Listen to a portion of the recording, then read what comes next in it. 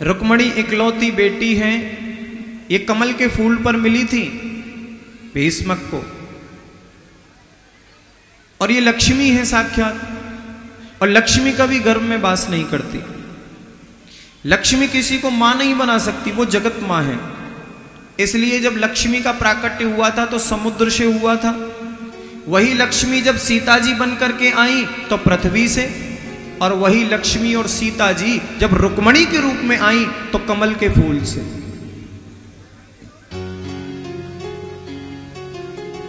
लेकिन जब ये बड़ी हुई तो इनके भाई, 5 भाई हैं रुक्मणी के, सबसे बड़े हैं रुक्मी। रुक्मी ने रुक्मणी की शादी तय कर दी थी अपने मित्र शिशुपाल के साथ। और रुक्मणी ने बचपन से ही भगवान कृष्ण से प्रेम किया था, इसलिए बेचारी दुखी हो गई, उदास हो गई, और दुखी होकर के अपने भाभी के पास गई। भाभी से जाकर के रोने लगी, भाभी मेरे भाई ने मेरी शादी मेरी मर्जी के खिलाफ शिशुपाल के साथ तय कर दी है, और मैंने तो बचपन से ही अपने द्वारिकाधीश को चाहा है। अगर मेरी शादी द्वारिकाधीश से न हुई तो मैं अपने प्राणों को त्याग दूंगी, लेकिन किसी और से शादी नहीं करूंगी, किसी और से शादी नहीं करूंगी। अब भाभी ने कहा, देखो देवी रुक्मणी, क्या द्वारिकाधीश को पता है कि तुम उन्हें प्रेम करती हो? बोले नहीं पता।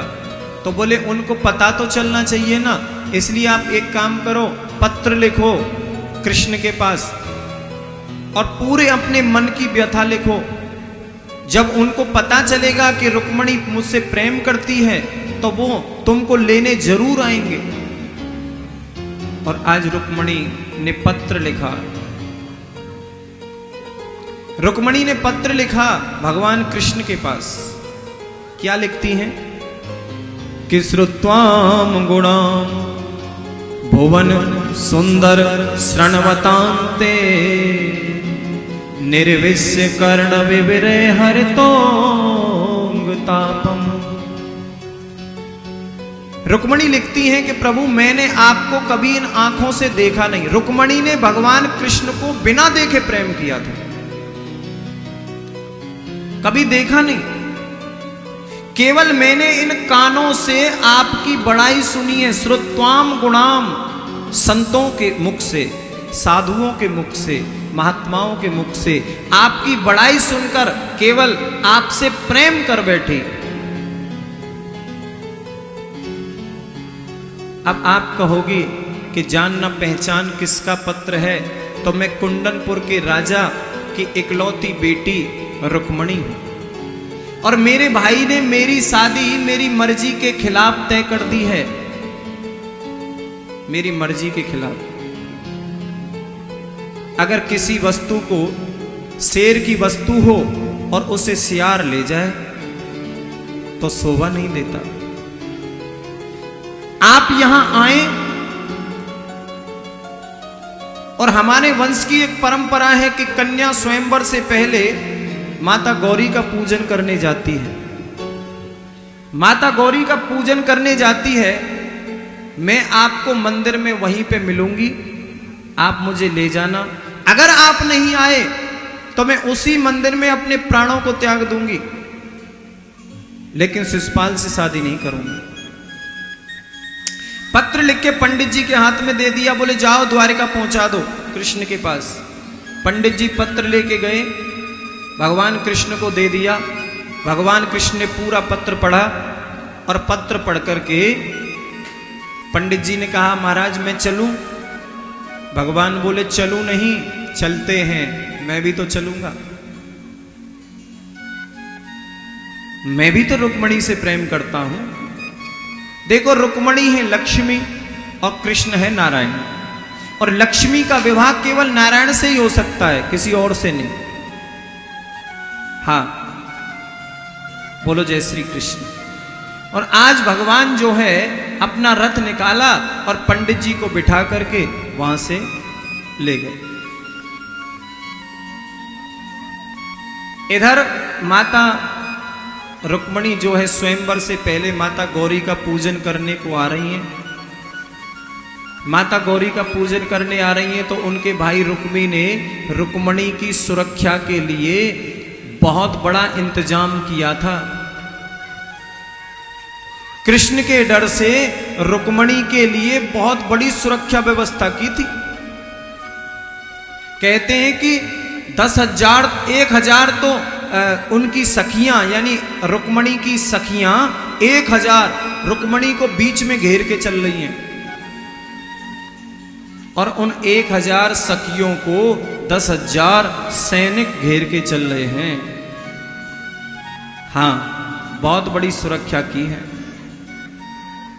माता गौरी का पूजन किया माता रुक्मणी ने और माता गौरी का पूजन करने के बाद माता गौरी से प्रार्थना की कि हे माँ, मुझे पति के रूप में केवल द्वारकाधीश देना। कहीं ऐसा ना हो कि द्वारकाधीश न मिले और मुझे आपके सामने ही अपने प्राण त्यागने पड़े। इसलिए खूब प्रार्थना की और माता गौरी ने जो फूल उनके हाथ में लगा था वह रुक्मणी के सिर पर डाल दिया, झोली में डाल दिया और माता गौरी की पूजा स्वीकार हो गई। इधर भगवान कृष्ण जो है आए और आकर के उन 10,000 सैनिकों के बीच से रुक्मणी को उठाया। माता गौरी के यहाँ जब पूजा करने गई थी मंदिर में, माता रुक्मणी को उठाया और उठा करके रथ में बिठा करके और ले गए। शिशुपाल को ये रुक्मी को पता चला कि मेरी बहन रुक्मणी का हरण हो गया है, तो कृष्ण को मारने के लिए दौड़ा ये रुक्मी। भगवान कृष्ण ने रथ रोक करके रुक्मी को पकड़ लिया और पकड़ करके रुक्मी को रथ के पहिए से बांध दिया, रथ के पहिए से बांध दिया। फिर आकर के बलराम भैया ने इनको छुड़वाया और उसके बाद जो है रुक्मणी के पिताजी को पता चला, कुंडरपुर के राजा को, तो वहां से आज पत्रिका गई और रुक्मणी जी जो है भगवान का बाकायदा विवाह हुआ। रुक्मणी तैयारियां कर रही हैं, भगवान बारात की तैयारी कर रहे हैं। आइए अभी हम जो है रुक्मणी के हाथों में थोड़ी सी मेहंदी लगा देते हैं, है ना, क्योंकि मेहंदी से ही रस्म शुरू होती है ना खुशियों की। तो थोड़ी सी मेहंदी लगा देते हैं, तब तक रुक्मणी जी आ रही हैं। एक रुक्मणी तो यहीं बैठी हैं। हाँ, कि आओ मेरी सखियों मुझे मेहंदी लगा दो, मेहंदी लगा दो मुझे सुंदर सजा दो, अरे मुझे श्याम सुंदर की दुल्हन बना दो, मुझे श्याम सुंदर की दुल्हन बना दो, मुझे श्याम सुंदर की दुल्हन बना दो, मुझे श्याम सुंदर की दुल्हन बना दो। आओ मेरी सखियों मुझे मेहंदी लगा दो, आओ मेरी सखियों मुझे मेहंदी लगा दो, मेहंदी लगा दो मुझे ऐसी सजा दो, मेहंदी लगा दो मुझे ऐसी सजा दो, मुझे श्याम सुंदर की दुल्हन बना दो, मुझे श्याम सुंदर की दुल्हन बना दो, मुझे श्याम